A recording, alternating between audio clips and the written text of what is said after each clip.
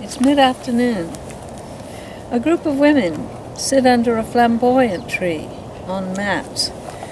They're wives of the teachers, and they're studying languages because they must go forward, as their husbands have gone forward. The white wife helps the black wives with their English. The black wives help the white wife with Luganda. But all of them are giggling like children. One of the women has learned she'll go to England, study home management. Another one hops up to issue warnings. She pulls herself up stiff, scowls, sloughs off any trace of feminine sway, and speeds bullet quick across the grass. This, she warns, is what you'll turn into.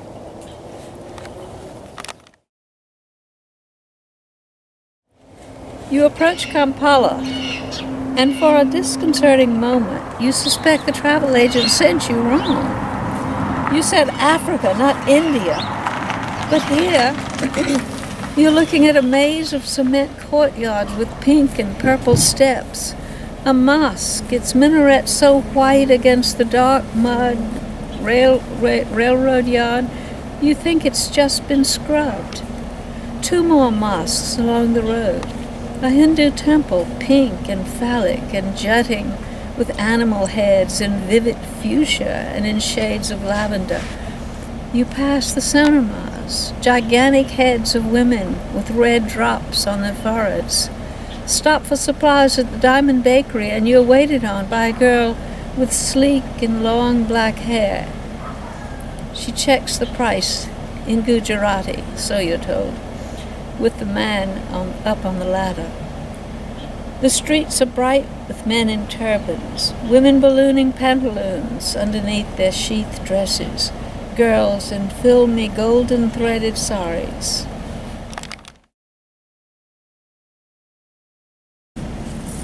To step into a rainforest is to step into a cloister. You are enclosed. Above you and all sides of you, you hear the shrieks of birds and the wall of pulsing insects, but you hear them as if from muffled distances, through spraying points of green and gauzy sun. The air is dark and charged with flashing reds. You breathe earth and wetness and a rotting sweetness. Your foot sinks in a spongy mass, and everything is damp and slippery, fat and moist and glistening.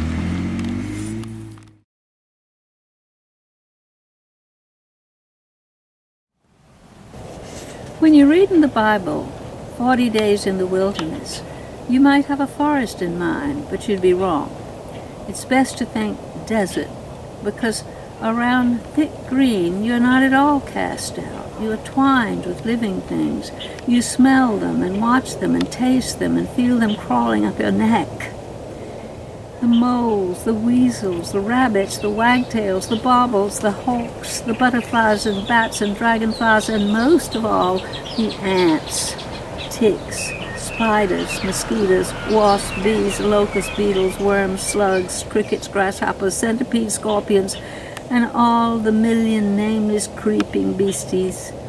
You hear them whine and buzz and whir, and it's like you're hearing soil made just where you are sitting. The mating and biting and burrowing and gorging and foraging. The turning the flesh to good, rich dirt, so the weeds and grass can sprout through bricks and through the wee cracks in cement. You can't mistake that you've got company. And when you stop scratching and slapping and bending to inspect, you feel some kind of underground connectedness you never would feel in the desert, which is the genuine wilderness.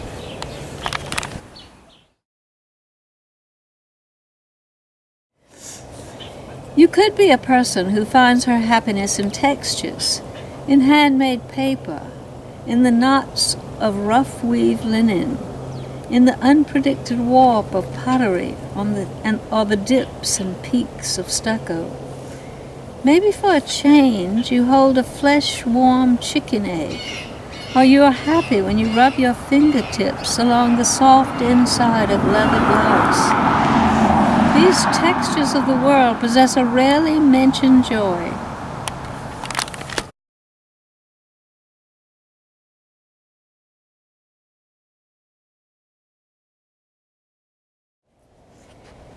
You carry a mat in Buganda, one you've woven out of reeds, or someone's woven for you out of reeds.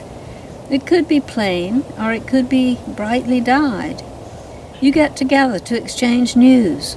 You sit on the mat, if you're a woman. In a highly prescribed manner, your legs both pull to one side, like an English woman's side saddle. So a grassy spot at a college or a school is splashed with brilliant colors, women in reds and blues and yellows, and in town with little white children sitting with their ayahs on mats, mysteriously proper under jacaranda trees. The air around hums with the musical calls. It's true, I never did understand how little white children would sit so sweetly beside their ayahs on mats.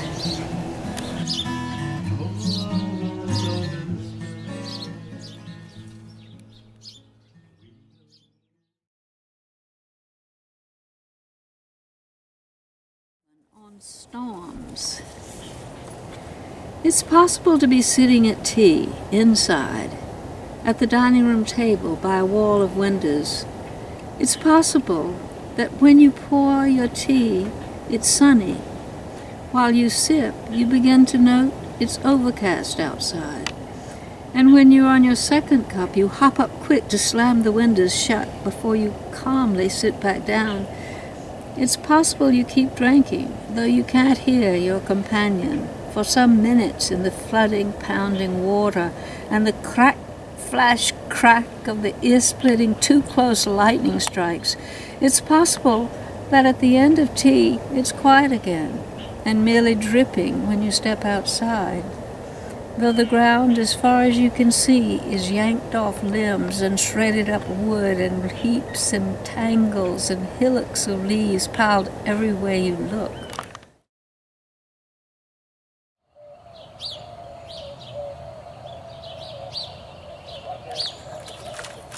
Barley की रोटी बड़ी सी थी barley कुछ barley कुछ बाद है तो बंदा रोटी की जगह वो खा जाके इतना खा बारले नहीं खाएंगे बारले जो रोटी नहीं मेरे पास है I can make the bread problem is के वो टू मच आटे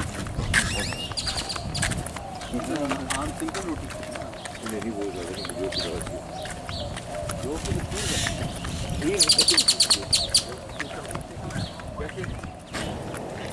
You speak when you pass somebody. That's the custom. Cities mess up customs, shorten greetings. But in the Buganda countryside, you halt whatever you're doing and shuttlecock the greeting, a rather lengthy formula, back and forth for minutes. And when you pass somebody anywhere, you thank them for their work, webele kokola. But suppose you happen on a person when he's lying in the shade. That eventuality has been coded for. Also, you say, Webele kuumula, thank you for resting. It keeps you both in touch. Loneliness seeps in around the edges of all things, but Baganda keep the loneliness from taking deeper root.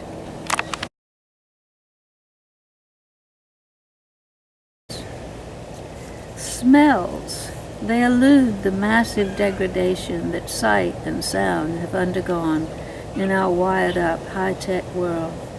No media, not radio, not television, not computers, has yet exploited smell. Smells persist in being yoked in something close to purity to our bodily experience. The path they travel is silent and unpredictable. They hoard their primal power. They transport you instantly. You walk by a rain-wet cedar tree, or wood smoke startles you, and you are in the grass on Karondi Hill in the very early morning, or in a shadowy doorway at dusk in the Kenya Highlands, or in a hut on Lake Victoria. Your body is tied obscurely to the Africa you left.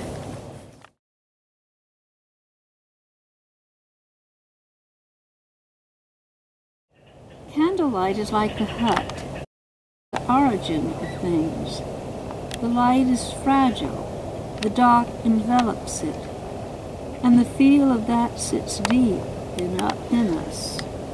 The frail light draws us to its circle, and it dreams for us, shifts and stirs, tries out shapes and colors, gleams off lips and cheeks and hands, glistens off furrows. The candle leaves a space we don't forget, because imaginings have soaked up vacantness and dark.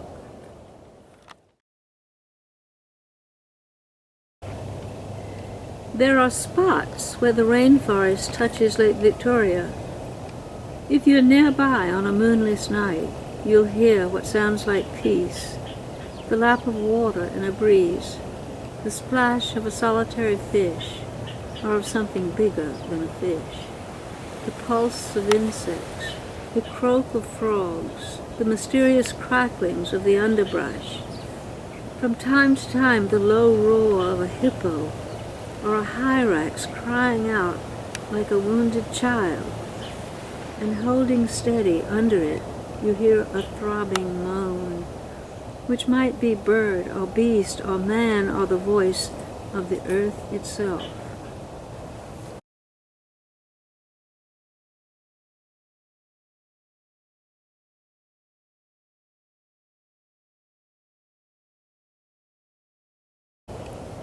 Drive a walk around the countryside.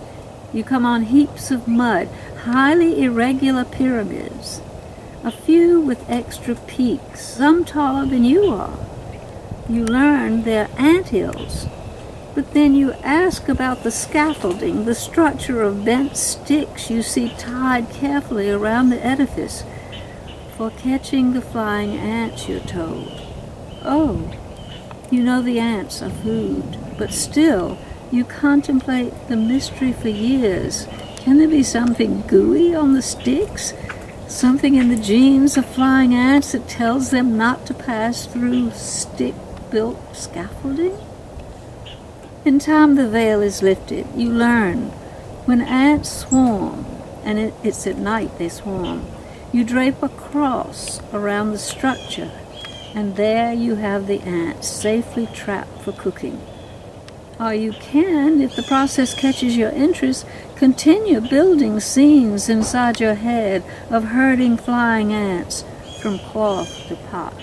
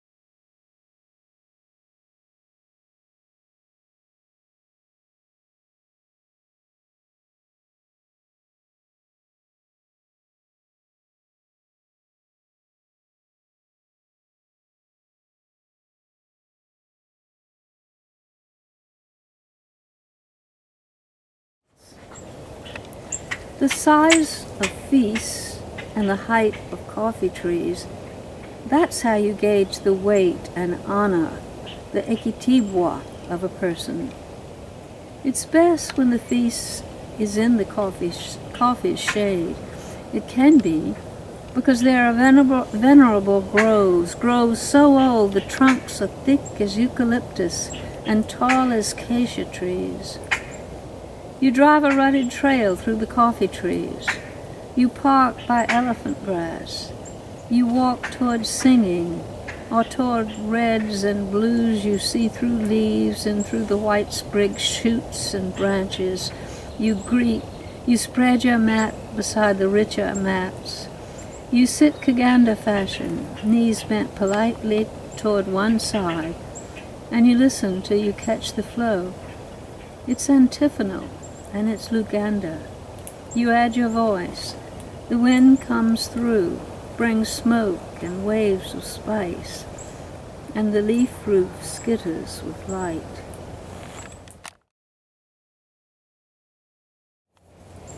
If you come out in the early morning, before the haze is quite burned off, and the light throws hill-long shadows, and while the grass is dripping, if you are alone, and if you step very gingerly and breathe very quietly, the rabbit will keep munching. The wagtail will hold tense an instant, a foot off from your toes, which are damp with grass, and go on with his worm. The barbel will shift notes, but barely so. The taraka will ignore you, like the butterfly. But the sleek blue ibis will certainly pause, gauge the tension, before she consummates the step she's broken up. And after that she will stiffen her neck, a protracted neck, and draw up her knee, and place her foot down gingerly. Her neck will curl to where it once had been, and you will be admitted to the garden, wet-born and shining.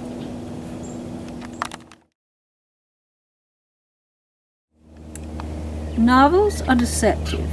No wonder they were forbidden reading for so long in so many places. They're all about attachments. But the attachments in these devious books are far more ecstatic, are far more tragic than our own lives could ever be. In the trashy novels, they're exhaustingly intense. But all of the novels are lying. They're like 80 years of living squashed into a simple pill. Those transporting link-ups the novelists harp on, they just don't come along. Not if we count up years and days and hours. It's the humdrum rituals that keep us turning over. And maybe, for the few who keep their spirits living, it's the textures and the tastes of things, the smells we spin around to find, the trees and birds and kinds of light we search for out the window, possibly the Schubert Trio, probably the novel where we lose ourselves, the novel that relates the tragic, tumultuous, passionate attachments that go on somewhere else.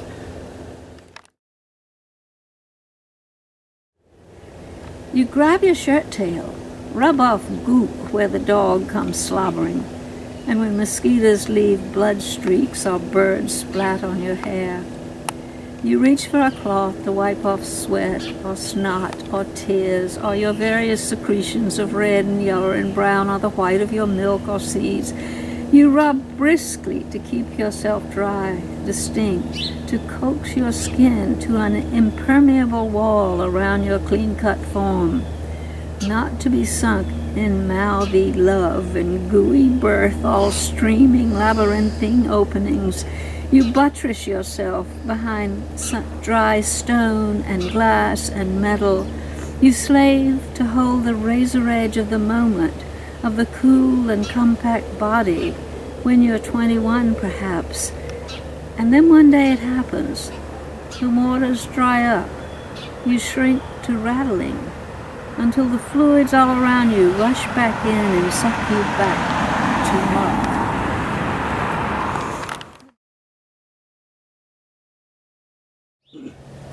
An anthropologist would call it gift exchange, these patterned linkages that bind a people.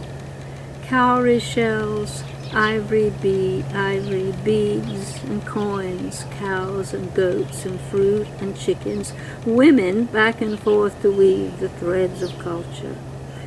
But the weight of the gifts, the constriction in your chest at the unrepayable, you don't read that in a text. You visit a friend in the countryside. You sit in a folding chair, in the front courtyard of the hut, and child after child comes kneeling, bringing you presents that cover the courtyard dirt, stems of bananas, leaves full of eggs, heaps of passion fruit, and avocados and pineapples and pawpaw. Or your brother-in-law dies at home in the States. Your students here and bring 10 shillings each to go toward funeral expenses. Or Amnon presents you with a goat as a farewell gift. Only he knows you can't take a goat on the plane. He hands you the money for which he sold the goat as a gift for his beloved friend and tutor.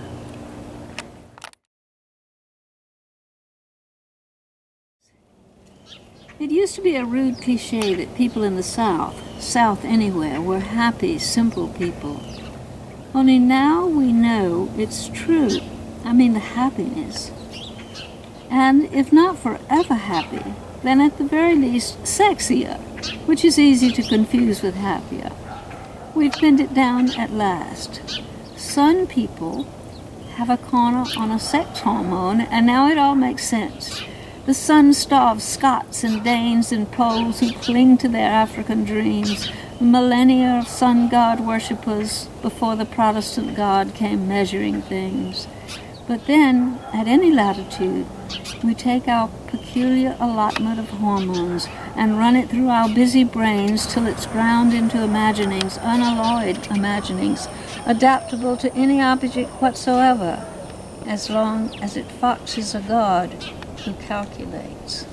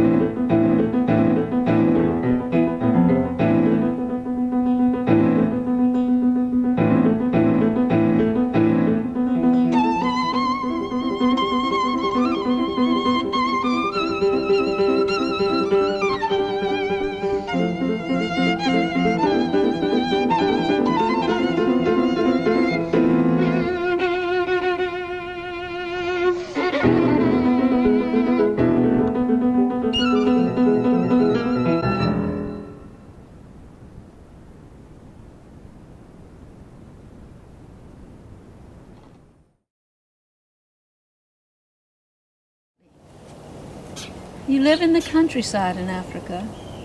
Your students come to call. You suspect perhaps America has long since dulled your hearing.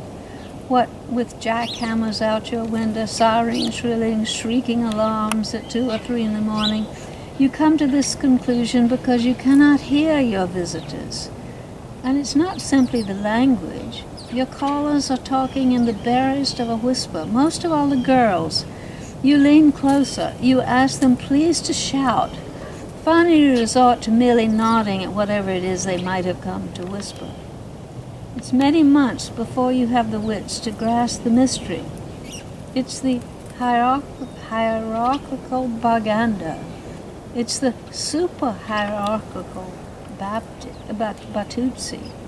They gauge the softness of their voices to the person they address. It's meant to honor. All words to superiors are politenesses and praise. No word of contradiction, no matter how it is one has to act. The ordained use of language is the pleasing of the mighty. And so, in time, if you're a teacher, you begin to take the deference for granted.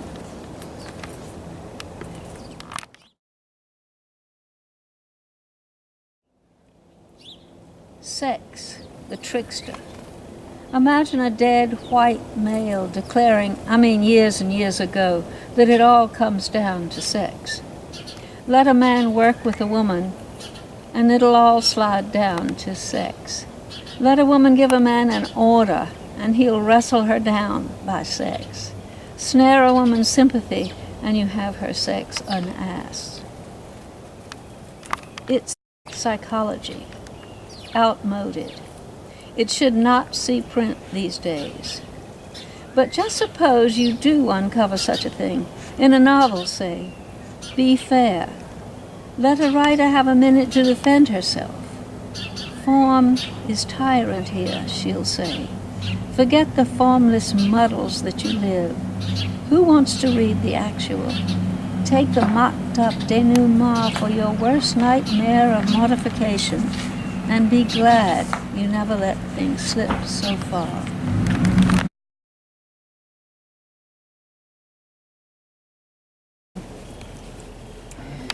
Are the luminous spots pure dream, even if you live them?